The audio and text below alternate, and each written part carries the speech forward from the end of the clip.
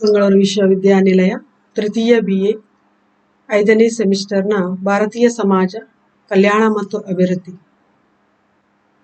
ಈ ಕಂಟೆಂಟ್ ಉಪನ್ಯಾಸ ಮಾಲಿಕೆಗೆ ನಾನು ಡಾಕ್ಟರ್ ಶ್ರೀಮಣಿ ಸಹಾಯಕ ಪ್ರಾಧ್ಯಾಪಕರು ವಿಜಯ ಕಾಲೇಜ್ ಮುಲ್ಕಿ ತಮ್ಮನ್ನು ಪ್ರೀತಿಯಿಂದ ಸ್ವಾಗತಿಸುತ್ತೇನೆ. Session 53 Effects and Impact of Westernization on Indian Society.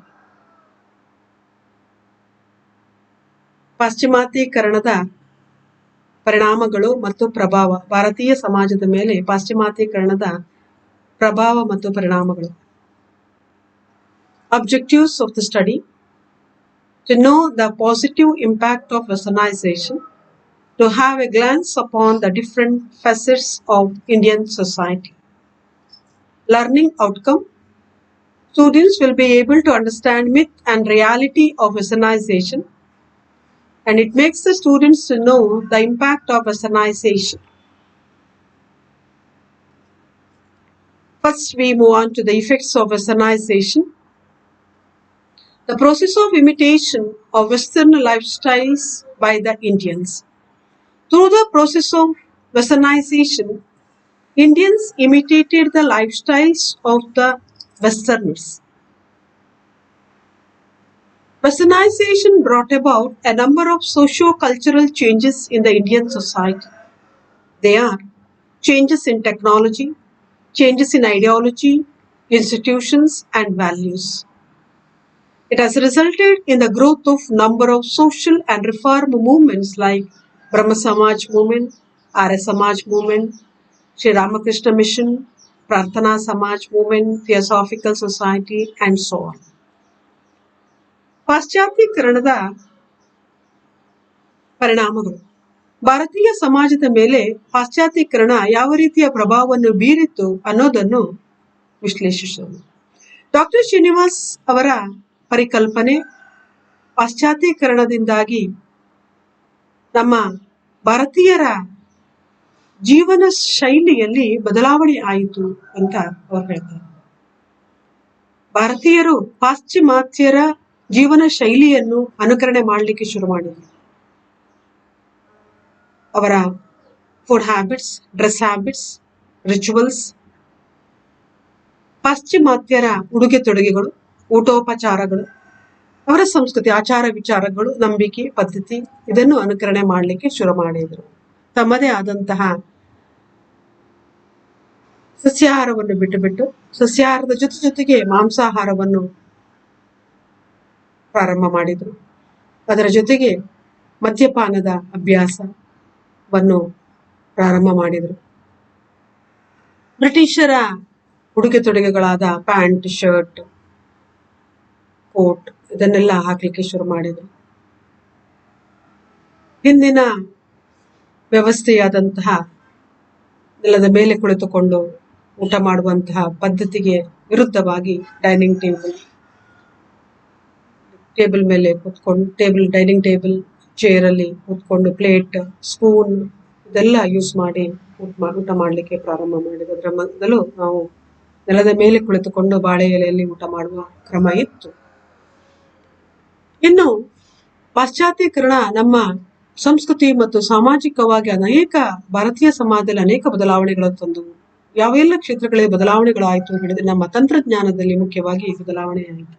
ಹಿಂದೆ ನಮ್ಮಲ್ಲಿ ಹೋಮ್ ಇಂಡಸ್ಟ್ರೀಸ್, ಗುಡಿ ಕೈಗಾರಿಕೆಗಳು ಪ್ರಮುಖವಾದಂತಹ ಪಾತ್ರವನ್ನು ವಹಿಸಿತ್ತು. ವಸ್ತುಗಳ ಉತ್ಪಾದನೆ ಅಲ್ಲಿ ಆಗ್ತಾ ಇತ್ತು. ಆದರೆ ಯಾವಾಗ ಬ್ರಿಟಿಷರ ಪ್ರಭಾವ ನಮ್ಮ ಮೇಲೆ ಆಯಿತು, ಕೈಗಾರೀಕರಣದಿಂದಾಗಿ ಹೊಸ ಕೈಗಾರಿಕೆಗಳು ಹುಟ್ಟಿಕೊಳ್ಳಿಕ್ಕೆ ಶುರುವಾಯಿತು. ವಸಾಹತು ವ್ಯವಸ್ಥೆ ಹುಟ್ಟಿಕೊಂಡಿತು. ವಸ್ತುಗಳನ್ನು ಮನೆಗಳಲ್ಲಿ ಉತ್ಪಾದನೆ ಮಾಡುವ ಬದಲು ಫ್ಯಾಕ್ಟರಿಗಳಲ್ಲಿ, ಇಂಡಸ್ಟ್ರೀಸ್ ಅಲ್ಲಿ, ಕೈಗಾರಿಕೆಗಳಲ್ಲಿ ಉತ್ಪಾದನೆ ಮಾಡುವಂತಹ ಒಂದು ವ್ಯವಸ್ಥೆ ಪ್ರಾರಂಭ ಆಯಿತು. ಹಾಗಾಗಿ ಗುಡಿ ಕೈಗಾರಿಕೆಗಳು ಮೂಲೆ ಗುಂಪುಗಳಾದವು. ನಮ್ಮ ತತ್ವಾದರ್ಶಗಳಲ್ಲಿ ಬದಲಾವಣೆಗಳಾದವು, ಮೌಲ್ಯಗಳಲ್ಲಿ ಬದಲಾವಣೆಗಳಾದವು. The growth of new values, ಹೊಸ ಮೌಲ್ಯಗಳು ಹುಟ್ಟಿಕೊಂಡು ಮಾನವತಾವಾದ, ಹ್ಯುಮ್ಯಾನಿಟೇರಿಯನಿಸಂ, ರ್ಯಾಷನಾಲಿಸಂ,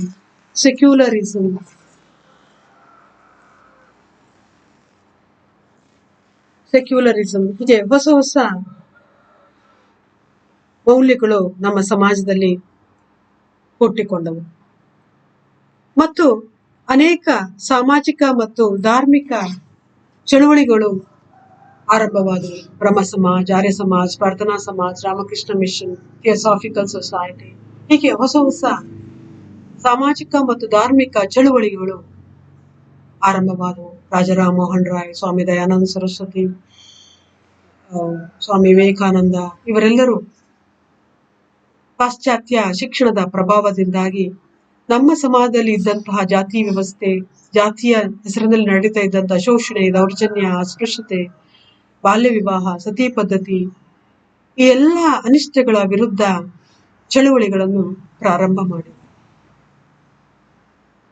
It has provided inspiration for freedom movement. ಪಾಶ್ಚಾತ್ಯೀಕರಣವು ನಮ್ಮಲ್ಲಿ ಸ್ವಾತಂತ್ರ್ಯ ಸಂಗ್ರಾಮಕ್ಕೆ ಒಂದು ಪ್ರೇರಣೆಯನ್ನು ಕೊಟ್ಟಿತು. ಇಂಗ್ಲಿಷ್ ಶಿಕ್ಷಣವನ್ನು ಪಡೆದಂತಹ ಭಾರತೀಯ ನೇತಾರರು ಬ್ರಿಟಿಷರ ವಿರುದ್ಧ ದಂಗೆ ಏಳಲಿಕ್ಕೆ ಶುರು ಮಾಡಿದರು, ಸಂಗ್ರಾಮವನ್ನೇ ಸಾರಿದರು, ಬ್ರಿಟಿಷರ ದಬ್ಬಾಳಿಕೆಯನ್ನು ವಿರೋಧಿಸಿದರು, ರಾಷ್ಟ್ರ ಪ್ರೇಮದ ಕಿಚ್ಚು ಜೋರಾಗಿ ಬ್ರಿಟಿಷರ ವಿರುದ್ಧ ಸಂಗ್ರಾಮವನ್ನು ಸಾರಿದರು. Growth of new style of life, ಪಾಶ್ಚಾತ್ಯರ ಪ್ರಭಾವದಿಂದಾಗಿ ಒಂದು ಹೊಸ ಜೀವನ ಕ್ರಮ ಸೃಷ್ಟಿಯಾಯಿತು. New style of life in food habits, dress habits, beliefs, rituals related to the treatment of women, treatment of widows, in naming systems, technology, ideology, values. ತಮ್ಮ ಉಡುಗೆ ತೊಡುಗೆಗಳು, ಆಹಾರ ಕ್ರಮಗಳು, ಕ್ರಿಯಾವಿಧಿಗಳು, ಹೆಸರುಗಳು, ತಂತ್ರಜ್ಞಾನಗಳು, ಮೌಲ್ಯಗಳು, ಸಂಸ್ಥೆಗಳು, ಈ ಎಲ್ಲ ರಂಗಗಳಲ್ಲಿಯೂ ಕೂಡ ನಾವು ಬ್ರಿಟಿಷರನ್ನು ಅನುಕರಣೆ ಮಾಡಲಿಕ್ಕೆ ಶುರು ಮಾಡಿದರು. ಜಾತಿಯ ಶೋಷಣೆ ಅಥವಾ ಜಾತಿಗಳ ನಡುವಿನ ಅಂತರ ನಿಧಾನಕ್ಕೆ ಕಡಿಮೆಯಾಯಿತು. ಎಲ್ಲ ಧರ್ಮ, ಸೆಕ್ಯುಲರಿಸಂ, ಎಲ್ಲ ಧರ್ಮಗಳು ಒಂದೇ ಅನ್ನುವಂಥ ಭಾವನೆ ಬೆಳೆದುಕೊಂಡಿತ್ತು. ಮತ್ತು ರೀಸನಿಂಗ್, ರಾಷನಾಲಿಟಿ, ಯಾವುದೇ ಒಂದು ವಿಷಯವನ್ನು ಮೂಢನಂಬಿಕೆಗಳು, ಅಂಧಶ್ರದ್ಧೆಗಳು ಬಿಟ್ಟು ಅದನ್ನು ಸೈಂಟಿಫಿಕ್ ಆಟಿಟ್ಯೂಡ್, ವೈಜ್ಞಾನಿಕ ದೃಷ್ಟಿಕೋನದಿಂದ ನೋಡುವಂತಹ ಮನೋಭಾವನೆಗಳು ಬೆಳಲಿಕ್ಕೆ ಶುರು ಮಾಡಿತು. ಪಾಶ್ಚಾತ್ಯೀಕರಣದಿಂದಾಗಿ ಕೆಲವೊಂದು ನೆಗೆಟಿವ್ ಇಫೆಕ್ಟ್ಸ್, ಕೆಲವೊಂದು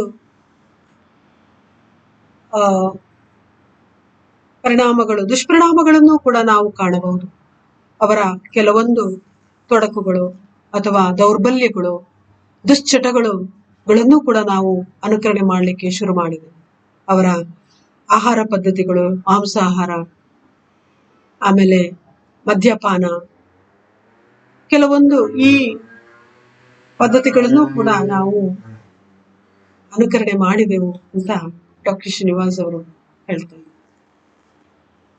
ಇನ್ನು ಪಾಶ್ಚಾತ್ಯೀಕರಣದ ಪ್ರಭಾವ ನಮ್ಮ ಸಮಾಜದ ಮೇಲೆ ಹೇಗಾಯಿತು?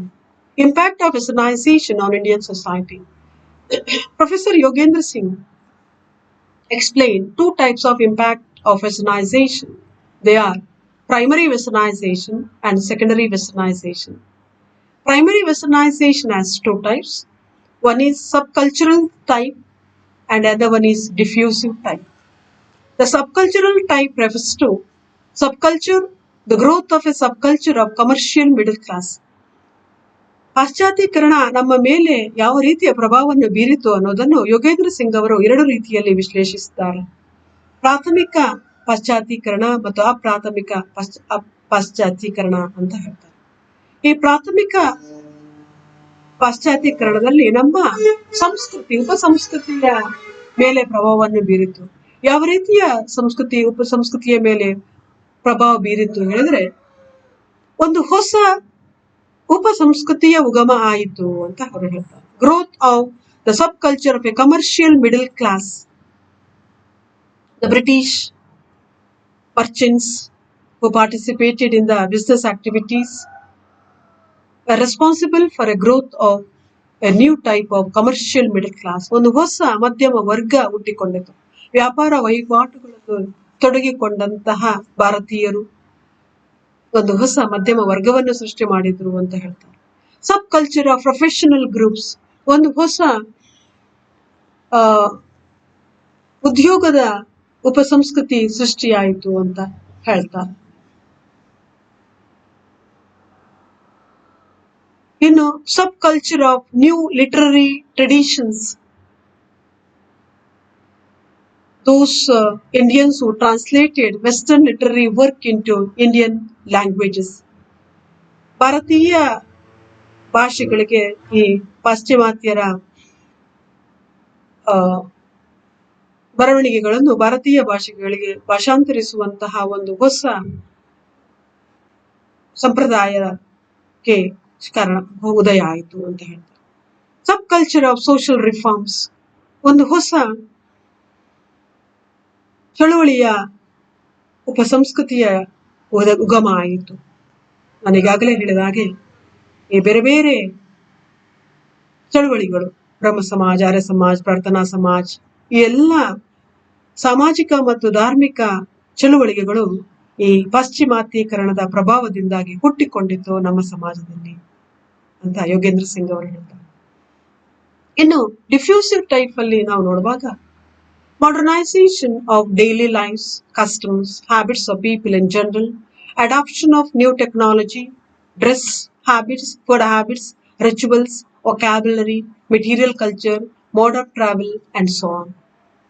ಇನ್ನು ನಮ್ಮ ಸಂಸ್ಕೃತಿಯ ಮೇಲೆ, ಸಮಾಜದ ಮೇಲೆ ಯಾವ ರೀತಿಯ ಪ್ರಭಾವ ಆಯಿತು ಅಂತ ನಾವು ನೋಡ್ಬೇಕಿದ್ರೆ, ನಮ್ಮ ಆಚಾರ ವಿಚಾರಗಳು, ನಂಬಿಕೆಗಳು, ಪದ್ಧತಿಗಳು, ಊಟೋಪಚಾರಗಳು, ಉಡುಗೆ ತೊಡುಗೆಗಳು, ಭಾಷೆ, ಬೌದ್ಧ ಸಂಸ್ಕೃತಿ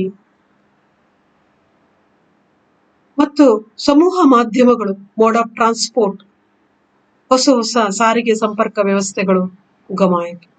ಹೊಸ ಕಾನೂನು ವ್ಯವಸ್ಥೆಗಳು ಉಗಮ ಆಯಿತು. ಜಾತಿ ವ್ಯವಸ್ಥೆ, cost panchayat disappeared, village panchayat disappeared. ಹಳ್ಳಿಗಳಲ್ಲಿ ಇದ್ದಂತಹ ಗ್ರಾಮ ಪಂಚಾಯತ್, ಜಾತಿ ಪಂಚಾಯತ್ ಇದೆಲ್ಲ ಕಣ್ಮರೆಯಾಗಿ ಹೊಸ ಕಾನೂನು ವ್ಯವಸ್ಥೆಗೆ ಜಾರಿಕೊಂಡಿದೆ. ಏಕರೂಪದ ಕಾನೂನು ವ್ಯವಸ್ಥೆ. All are treated equally before the law. ಕಾನೂನಿನ ಪ್ರಕಾರ ಎಲ್ಲರೂ ಸಮಾನರು, ಎಲ್ಲರಿಗೂ ಸಮಾನವಾದ ನ್ಯಾಯವನ್ನು ಒದಗಿಸಲಾಗುತ್ತಿತ್ತು. ಕಾನೂನು, ನ್ಯಾಯಾಲಯಗಳು, ಪೊಲೀಸ್ ವ್ಯವಸ್ಥೆ, ಕೋರ್ಟ್, ಇದೆಲ್ಲ ಉಗಮ ಆಯಿತು. ಜನರ ಆಚಾರ ವಿಚಾರಗಳಲ್ಲಿ, ನಂಬಿಕೆಗಳಲ್ಲಿ, ಭಾಷೆಯಲ್ಲಿಯೂ ಕೂಡ ಇಂಗ್ಲಿಷ್ ಪದಗಳ ಬಳಕೆ ಆಗ್ಲಿಕ್ಕೆ ಶುರುವಾಯಿತು. ಹೆಚ್ಚು ಹೆಚ್ಚು ಇಂಗ್ಲಿಷ್ ಪದಗಳ ಬಳಕೆ ಆಗ್ಲಿಕ್ಕೆ ಶುರುವಾಯಿತು. ವಿಜ್ಞಾನ, ತಂತ್ರಜ್ಞಾನಗಳು, ಸಾರಿಗೆ ಸಂಪರ್ಕ, ಸಂವಹನ, ಸಂಸ್ಕೃತಿ ಮತ್ತು ಬೌದ್ಧ ಸಂಸ್ಕೃತಿಯಲ್ಲಿ ಸಾಕಷ್ಟು ಬದಲಾವಣೆಗಳು ಬ್ರಿಟಿಷರ ಪ್ರಭಾವದಿಂದಾಗಿ, ಪಾಶ್ಚಾತ್ಯೀಕರಣದಿಂದಾಗಿ ನಮ್ಮ ಸಮಾಜದ ಮೇಲೆ ಆಯಿತು. Material culture, like in use of machineries, printing press, television, telephone, washing machine, etc. ಈ ಎಲ್ಲ ರಂಗಗಳಲ್ಲಿಯೂ ಕೂಡ ಪಾಶ್ಚಾತ್ಯೀಕರಣದ ಪ್ರಭಾವದಿಂದಾಗಿ ಬೌದ್ಧ ಸಂಸ್ಕೃತಿಯ ಮೇಲೆ ಸಾಕಷ್ಟು ಪ್ರಭಾವಗಳು, ನಮ್ಮ ಸಮಾಜ ಸಂಸ್ಕೃತಿಯ ಮೇಲೆ ಸಾಕಷ್ಟು ಪ್ರಭಾವವನ್ನು ಬೀರಿತು. ಮತ್ತು ಭಾರತೀಯರು ಪಾಶ್ಚಿಮಾತ್ಯ ಸಂಸ್ಕೃತಿಯ ಪ್ರಭಾವಕ್ಕೆ ಒಳಗಾದರು. ಪಾಶ್ಚಿಮಾತ್ಯರ ಸಂಗೀತ, ನೃತ್ಯ, ಇದಕ್ಕೆಲ್ಲ ಈ ಎಲ್ಲ ಪ್ರಭಾವಕ್ಕೆ ಒಳಗಾದ ಭಾರತೀಯರು ಅದನ್ನು ಅನುಕರಣೆ ಮಾಡಲಿಕ್ಕೆ ಶುರು ಮಾಡಿದ್ರು ಅಂತ ನಾವು ಹೇಳ್ಬೋದು. ಹೀಗೆ ಪಾಶ್ಚಾತ್ಯೀಕರಣದ ಪರಿಣಾಮ ಮತ್ತು ಪ್ರಭಾವಗಳು ನಮ್ಮ ಸಮಾಜ ಮತ್ತು ಸಂಸ್ಕೃತಿಯ ಮೇಲೆ ಮಹತ್ತರವಾದಂತಹ ಪರಿಣಾಮಗಳನ್ನು ಬೀರಿದೆ. ಇದರಲ್ಲೇ ನಾವು ಒಳ್ಳೆ ಪರಿಣಾಮಗಳು ಕೂಡ ಇದೆ, ಕೆಟ್ಟ ಪರಿಣಾಮಗಳನ್ನು ಕೂಡ ನಾವು ಕಾಣಬಹುದು.